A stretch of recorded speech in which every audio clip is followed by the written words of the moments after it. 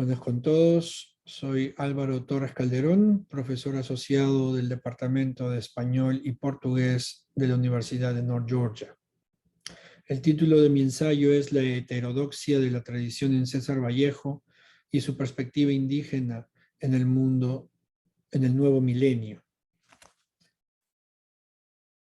La preocupación constante de César Vallejo, sus temas sociales ideológicos, nos lleva a la concepción de la estética de un arte políticamente comprometido. La ficción en prosa o en poesía es un medio para conectar con el lector y despertar la conciencia, su humanidad, su sensibilidad social. Notamos asimismo la dinámica dentro de la estructura narrativa en la cual se construyen diferentes niveles y en que se relacionan temáticamente por el aspecto de la corrupción. No es solo el arte por el arte, es presentar el arte como mecanismo de denuncia de los vicios de la sociedad, la destrucción provocada por el ambiente político y la degradación humana, la manipulación de las naciones industrializadas sobre los países con infraestructuras deficientes, con males endémicos que comienzan por casa, en los hogares, la educación y la nación. Su propia vida es inspiración de sus escritos. Como diría el poeta Félix Grande, no hay en toda su obra ni una sola palabra que no haya sido sancionada por la experiencia. Su poesía se vale por sí misma y su vida sirve para intuir las razones que produjeron ese acontecimiento, desde la seminal y vanguardista Los Heraldos Negros hasta España aparta de mí este cáliz, inspirada en la Guerra Civil Española. Habiendo pasado por diferentes etapas y los ejercicios de escritura automática, su visión cuaja en una de sensibilidad social. Así, al escribirle en diciembre de 1928 al poeta Pablo Abril de Vivero, dice: voy sintiéndome revolucionario y revolucionario por experiencia vivida, más que por ideas aprendidas. Esto nos lleva a hablar de la heterodoxia, de la tradición de José Carlos Mariátegui, con quien el poeta comulgaba ideológicamente. Hablar del dinamismo de la tradición es justamente rechazar el tradicionalismo, como diría Mariátegui. El tradicionalismo es el mayor enemigo de la tradición, porque se obstina interesadamente en definirla como un conjunto de reliquias inertes y símbolos extintos, y en compendiarla en una receta escueta y única. La tradición, en tanto, se caracteriza precisamente por su resistencia a dejarse aprehender en una fórmula hermética. No existe, pues, un conflicto real entre el revolucionario y la tradición, sino para los que conciben la tradición como un museo. Los revolucionarios encarnan la voluntad de la sociedad de no petrificarse en un estadio, de no inmovilizarse en una actitud. Cuando la sociedad pierde esta voluntad creadora, paralizada por una sensación de desencanto, conlleva a su inexorable decadencia. En ese sentido, corazón, creación, imaginación y razón serían una contradicción cuando realmente son un complemento que sirve para avanzar. No era capricho de Vallejo tachar a ciertos vanguardistas de cobardes e indigentes, poetas con escudo que no se atrevían a sumergirse en los pozos. Así nos dice en 1927, cito: uno teme que no le salga eficaz la tonada o siente que la tonada no le sale y como último socorro se refugia en el vanguardismo. Allí está seguro. En la poesía pseudo nueva caben todas las mentiras y a ella no puede llegar ningún control. Cierro cita. Aunque toque el tema político, lo hace desde el encuentro con el misterio y lo inesperado. Siempre hay en él una reivindicación de la dignidad humana. La Guerra Civil Española le impactó, vivió el dolor que emanaba, pero también se armó de esperanza y optimismo. Para Félix Grande, la causa de su compromiso político es la piedad. Fue la voz más escalofriante de la historia de las vanguardias, precisamente porque su capacidad de misericordia fue abrumadora. El lugar a donde llegan las palabras españolas en su poética es un lugar donde la poesía no había llegado nunca. Su arte y preocupación son los individuos cuya vida se caracteriza por la preponderancia de los valores humanos sobre los valores de la bestia. Ese arte que desarrolla viene pues a ser universal y perdurable, dirigida a todos los hombres, y donde acceden todos los grandes artistas sin distinción social. Con los heraldos negros podemos ver la representación de un paradigma poético donde se equilibra el dramatismo de la existencia humana, usándose un lenguaje aparentemente directo, de transgresión gramatical con semántica violenta, producto del destino contra el hombre, pero las constantes metáforas acentúan la carga emotiva capaz de envolver al lector en su corriente de conciencia. Envuelve lo social, lo existencial, una búsqueda de lo más allá humano que caracteriza la conciencia moderna, pase o no por la experiencia vanguardista. Lo esencial es el eje subjetivo de la contemplación del mundo, el efecto interno en la conciencia y la hipérbole de la angustia desembocando en un ciclo fonético y semántico que acentúa el dolor humano. Solo se espera sufrir nuevamente. Con Trilce ejemplifica una relación o revolución con la tradición modernista. Allí rompe con las reglas retóricas y estéticas que conformaban el canon literario de entonces. Inventa palabras, utiliza el lenguaje popular junto a voces ya casi en desuso, altera funciones gramaticales, emplea mayúsculas donde le da la gana. Demostró su capacidad para criticar su presente y sus expectativas, para no dejarse deslumbrar por los acontecimientos y ejercer un pensamiento crítico incluso entre sus allegados. Vallejo se propone elaborar una imagen del pasado andino como recuperación de una supuesta unidad incaica que parecería encontrar su continuidad en su escritura. Vallejo va a producir la revolución de la tradición misma, aquella que continuará cambiando, transformándose, y en la que el espíritu de lo andino se mezclará con diversas manifestaciones de la sociedad. En Arte y la Revolución, su compilación de ensayos, el escritor medita sobre el papel del arte para cualquier lector, marxista o no, que quiera reflexionar sobre la dimensión sociopolítica del arte y el artista. Una revolución implica cambios estructurales y culturales, siguiendo sus propias reglas, sus propias pautas, y no restringir el genio creativo de los artistas. De lo contrario, se hacen burdos panfletos y propaganda. La necesidad de producir un arte proletario hacia 1931, época en la que redacta Paco Yunque, es importante. Es así que en sus ensayos defiende este tipo de cuentos. Lamentablemente, este cuento se publicaría posteriormente 13 años después de la muerte de Vallejo en 1951. La negativa de la editorial a publicarla encuentra una explicación en ser un cuento triste.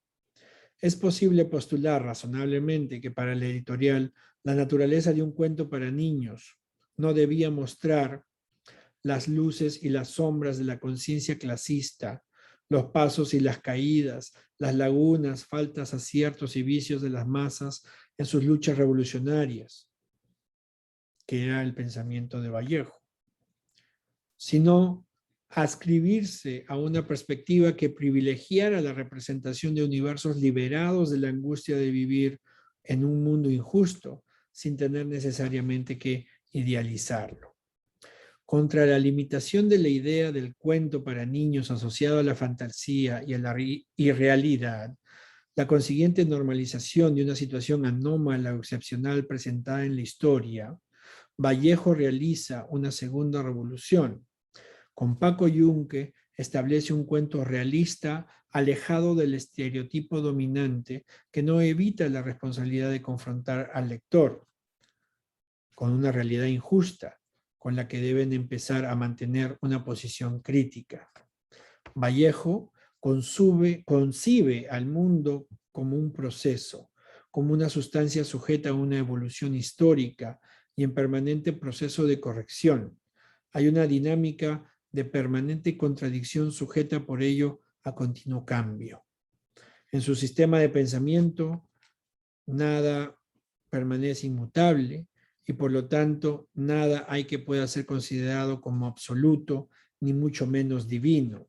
Su narrativa clasista postula la extinción del Estado que sustenta una iniquidad basada en una estructura económica que determina las relaciones de poder.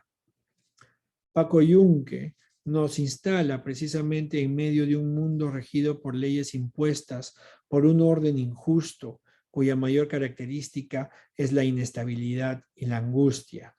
En el cuento, el niño migrante y pobre, Paco Yunque, es maltratado por el rico de origen europeo, que no tiene ninguna limitación por parte de la autoridad y adicionalmente es premiado por su conducta deshonesta. Vallejo no procura la elevación del niño hacia universos alternos en los que reine otra lógica, y mucho menos se representa una situación problemática que se normaliza después de enfrentar a la situación conflictiva, sino todo lo contrario. La situación es presentada en forma tan descarnada como el escritor sostenía respecto al arte revolucionario, y como debía ser, que al joven lector solo le queda procesar la información con las herramientas de una incipiente ética que se ve presionada por las demandas de una situación de injusticia que hay que comprender de un modo solidario. Precisamente Vallejo, en clara muestra de revolucionar la tradición, nos muestra una situación final de indignidad, trasladándola al lector para generar una disposición a la acción transformadora. Pareciera escucharle decir que, cito, hay que cambiar esa situación o demandarnos la realización de un acto de justicia a partir de este cuento, acto ya no textual, sino efectivo. El joven lector se enfrenta a la realidad con la que lidiará posteriormente y no es cualquier niño, es el niño del proletario, de las poblaciones marginadas, de los migrantes. A pesar de la cruda realidad que nos presenta en el cuento, el escritor es un optimista sobre el cambio del futuro. Nos presenta su, cito, elocuencia agresiva contra el régimen social imperante en busca de una reivindicación. Cierro la cita. Arropado por la lectura de Mariátegui, se presenta lleno de cegadora esperanza ante el porvenir, como lo hemos mencionado. El latinoamericano cosmopolita que compara y sopesa las costumbres, los dichos, las actitudes y comportamientos. Está sobre todo el reportero curioso, conversador y alerta que rompe hielos y fronteras. El periodista en suma sagaz, omnívoro y crítico, que no deja de tomar posiciones ni deja escapar detalle alguno. Vallejo representa lo que un escritor debiera ser, abierto al cosmopolitismo, pero conservando sus raíces en aquello que se configura como el sentido de lo mestizo. El escritor de Santiago de Chuco había provenido de la cultura chimú y de la española, de las serranías del departamento de la Libertad en el norte del Perú, que constituye un periodo de carácter pastoril o el comienzo de lo que consolidó su posterior sensibilidad y pluma en la poesía y en la narrativa. Mariátegui consideró que César Vallejo es la traba indígena y en el fondo autóctono de su arte es muy indio. Es decir, se reconoce su raíz andina, mestiza y serrana, por la que concibe un indigenismo de originaria identidad y su labor un auténtico grito que da voz a los que no la tienen. Se logra percibir su inserción dolorosa y conflictiva en la cultura occidental. Hay un exilio y ausencia. La nostalgia vallejiana es un sentimiento y no un pesimismo o neurosis. El escritor toma la vida como realidad triste y tiene la profunda sabiduría de tomarla como es. De otro lado, su sensibilidad social e inquietud ideológica no pudo permanecer indiferente a la influencia de la prédica americanista y antiimperialista de Martí, de Rodó y de Darío, o el afán de labrar una literatura genuinamente nacional. Es sensible al deseo de asumir toda la cultura universal, de ser cosmopolita, sin olvidar lo autóctono, lo americano. Carlos Franco, Carlos Iván de Gregori y Antonio Cornejo Polar escribieron sobre lo que entonces observaban como cambios drásticos en la sociedad tradicional, el traspaso de una identidad que se deja atrás hacia otra sin nombre o con muchos nombres. El desplazamiento geográfico y cultural entrañaba el afianzamiento de dos experiencias disímiles, si no es que diametralmente opuestas, la del lugar de procedencia y la del lugar de llegada, que en el ámbito nacional se correlacionan con el campo y la ciudad, respectivamente. En consecuencia, el migrante, ya se tratara de quien había conseguido adaptarse a la ciudad, ya de quien idealizaba y añoraba su lugar de origen, ya de uno de los tantos matices entre un extremo y otro, se expresaba mediante un discurso múltiple, descentrado. El aquí y el allá, que son también el ayer y el hoy, refuerzan su aptitud enunciativa y pueden tramar narrativas bifrontes.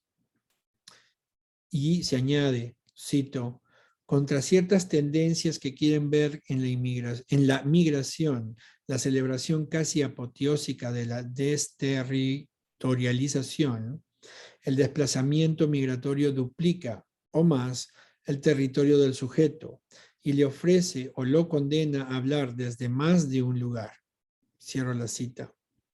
En suma, se trataba de la tensión permanente entre perspectivas contradictorias que ocurrían sin resolución armónica posible en un mismo individuo.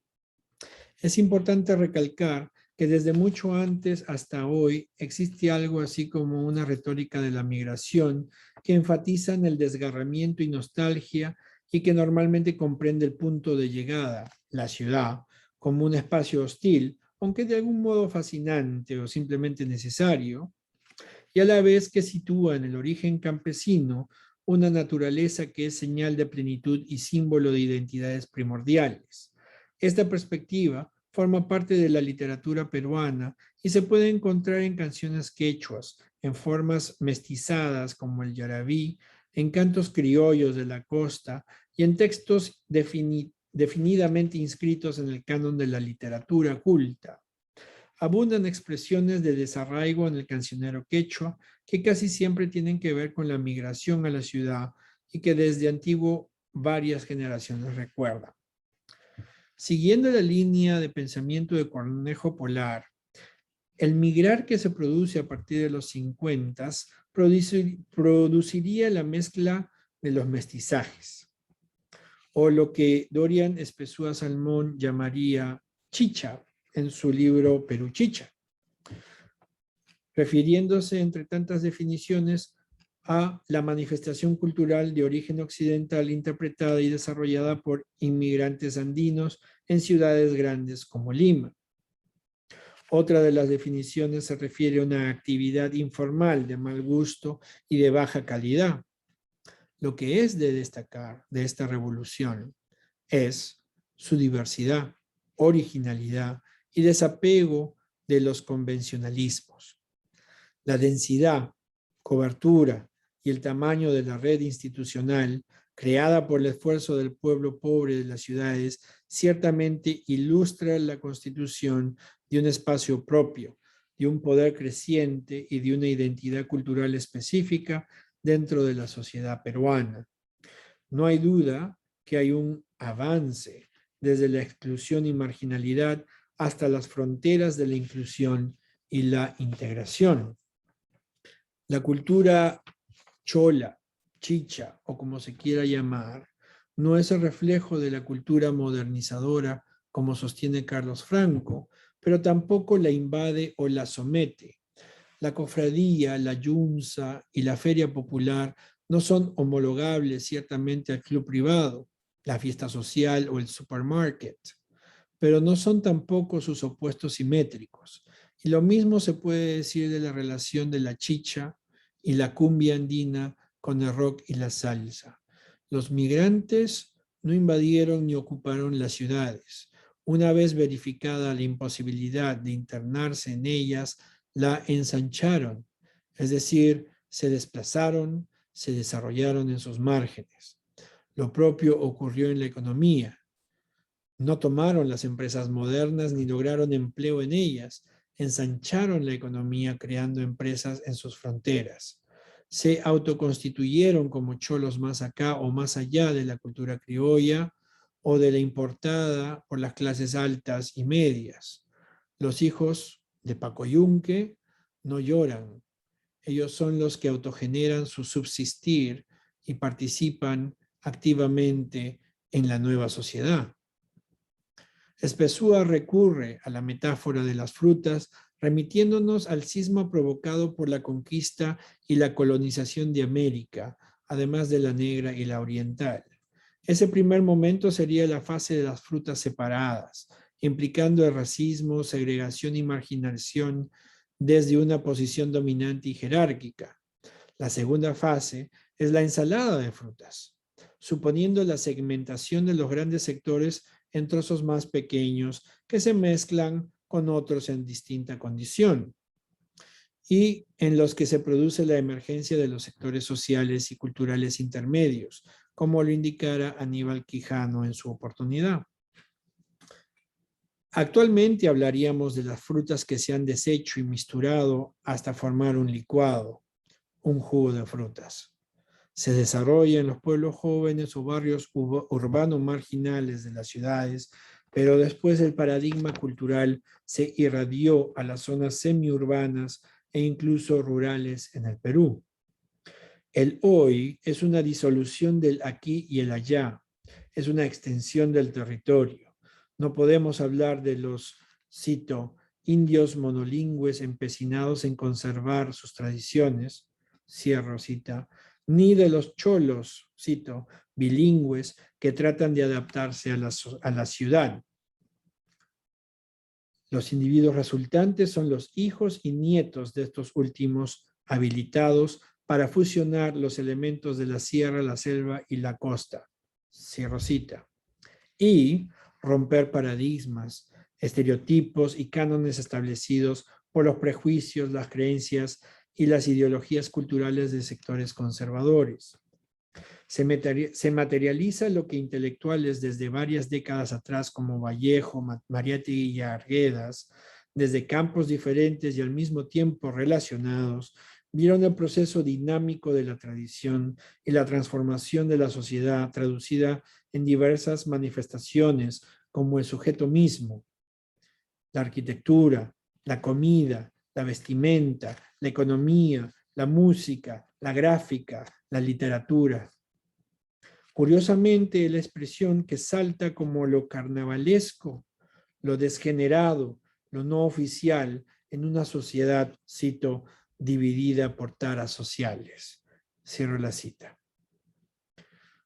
Lo chicha es lo emergente integrador, capaz de aglutinar en sí mismo el pasado con el presente, la tradición con la modernidad, de una manera a su vez inédita y auténtica, pese a que el resultado sea para los ojos de los tradicionistas a los que Mariátegui se refería, algo grotesco, inarmónico o guachafo.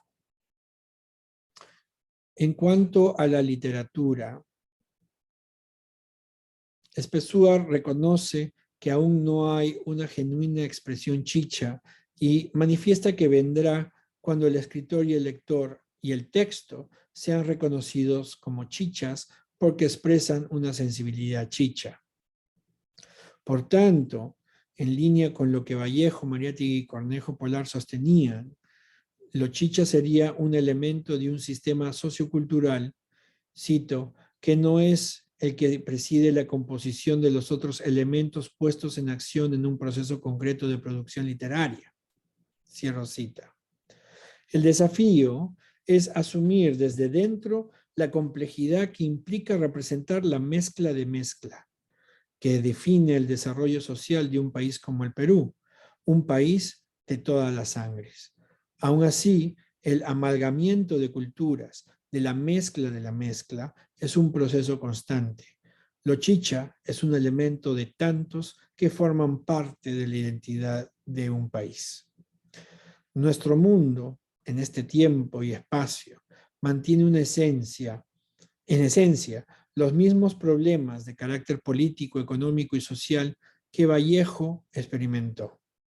Existe aún los dolores humanos de los golpes que nos pone el destino y continúan poniendo el debate existencial del yo, el cuestionamiento de la realidad y la fe, pero al mismo tiempo su legado nos da su cara optimista, de esperanza, de llegar a materializar la sociedad del porvenir, aquella que toma en cuenta los valores humanos y a través del arte y con ojo crítico podamos crear o denunciar, innovar o reorganizar las estructuras e instituciones.